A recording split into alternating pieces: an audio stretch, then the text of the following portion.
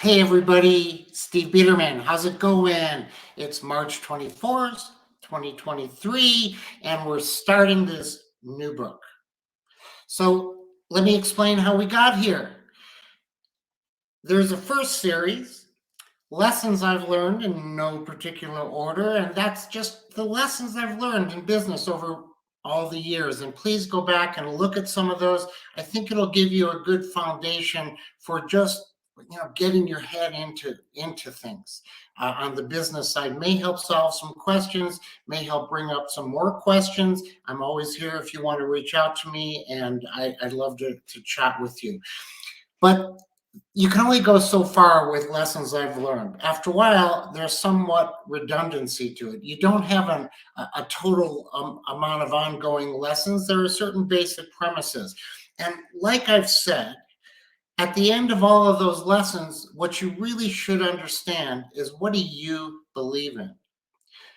And knowing and documenting and looking at what you believe in is a key piece that should be done before anybody runs a company.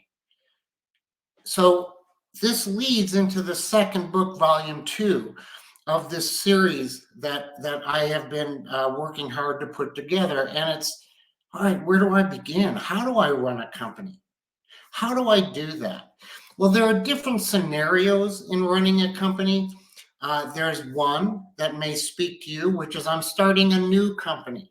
I have a new idea and I want to go out and compete. And I think I can do it well and I can do it better. And I'm going to start a company.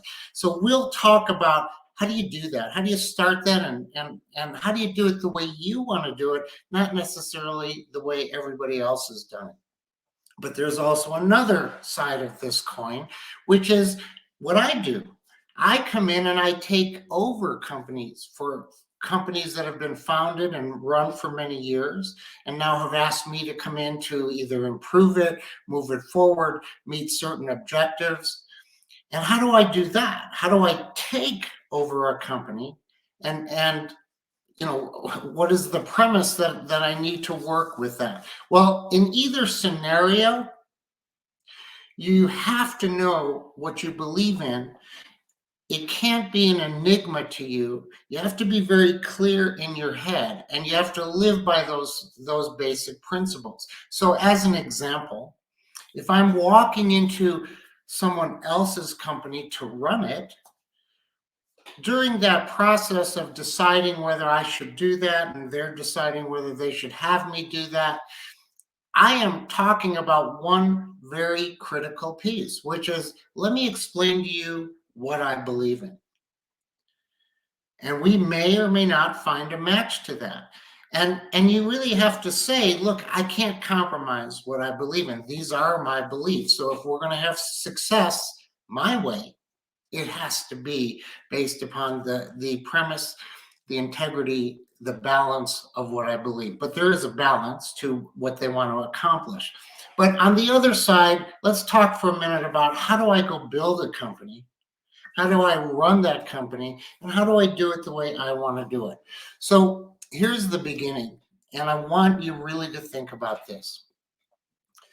There are business conventions that have been tried and true over really decades and decades, and just, for a very, very long time.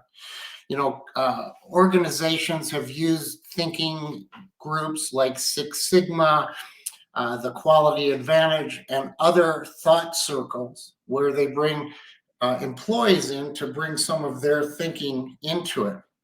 That's been going on for years. So that's not a new thing. That's almost become a convention. But nonetheless, there are many conventions. Oftentimes when we're working for a company, we are critical of that company. We see what's wrong with that company, not necessarily what's right. We almost naturally focus on what is wrong, or what would I do different. So now let's say you're going to start your own company, and you're going to say, what? Are you going to say, I'm going to remove all of the conventions, and my way doesn't have anything to do with that? Or are you going to say, look, are there basic fundamental building blocks I need to put together? And should I use those? And if I do that, is that my way? So here's the thing. It is your way, but every way has to have a foundation. So if you've ever noticed a house being built, there are just all sorts of designs and thoughts with that. But if you're in a part of the country where they build foundations, a foundation still has to be built. The beauty of that house is not in the foundation. The pillars that hold up the house for the design of the house are still pretty fundamentally the same. The plumbing, it works the same. The electricity, it works the same. The design of the house can be wow, and that can be your way. But you do have to put in the basic things. It's as simple as that. It's just very sensible to do it. So what are those basics? Well, the basics are you have to understand how are the costs of the business going to affect the decisions that you make, which means that you have to design your business before you begin to run it. And by the way, you have to do that whether or not you're taking over a company or starting a company. You have to know what is the design that we're shooting for in this business. So you decide on what that design is, and it can be anything. It can be your way. And then you have to go back to the fundamental piece, because this is a piece that will break you if you don't have it right, which is how do I afford that? And what is that going to cost? So you have to literally sit down with your pad of paper and just notate everything within your design that is going to cost you money.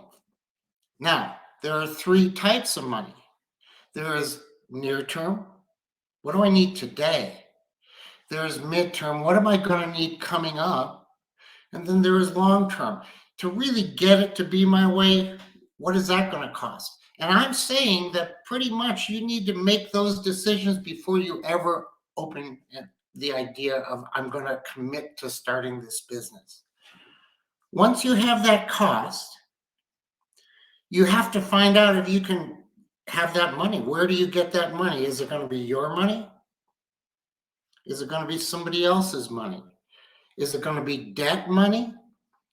Or is it going to be investment money from someone? Is it going to be from your own personal money or other people's money? And how are you going to structure that? So that sounds like it's going to take a lot of time. And by the way, next week or next podcast, when we talk about this, we're going to talk about how do you do this and how do you make these decisions in sort of a fluid way so that you're not paralyzed by these decisions and stuck.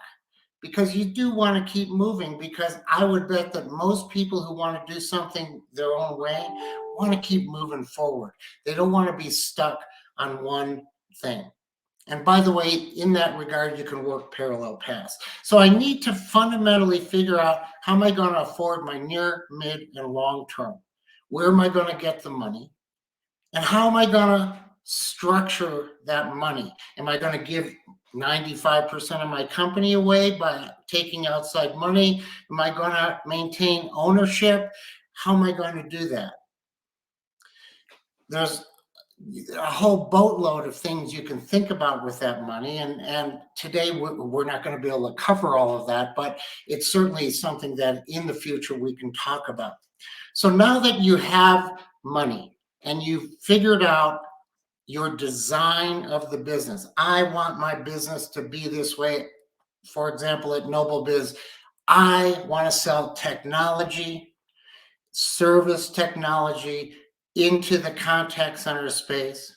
And I want to be a promise keeper because I know the market that I'm selling to feels that this is mission critical, what we're doing. And if I can't meet my promises, I can risk their business. So I'm going to be a promise keeper.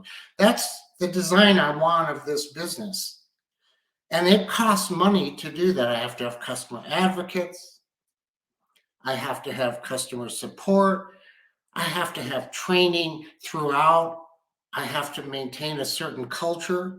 All of those things have costs and investment to it. So essentially, that's what we're talking about here. We're talking about what is my design and how am I going to afford to do it. So now that you have figured those two things out, you sit down with yourself, step 3, and you say to yourself, okay, I've got this design, I've got this money, I've got my partners.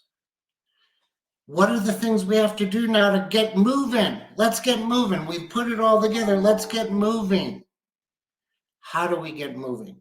That becomes the next decision that has to be made. So as we go into next week, we're going to talk about this, and we're going to talk about how do you get moving without deliberating so long on all of the very fundamental steps that it delays what you're doing and it paralyzes you, and decisions become too hard to make. I will give you a clue into what we'll be talking about. And there is a method that I use, and it's a sprint to market method tied in with a full to market method. And we're going to talk about that next week. So I hope I haven't kept you too long today. I wanted to make it short and swift. This is where we're going.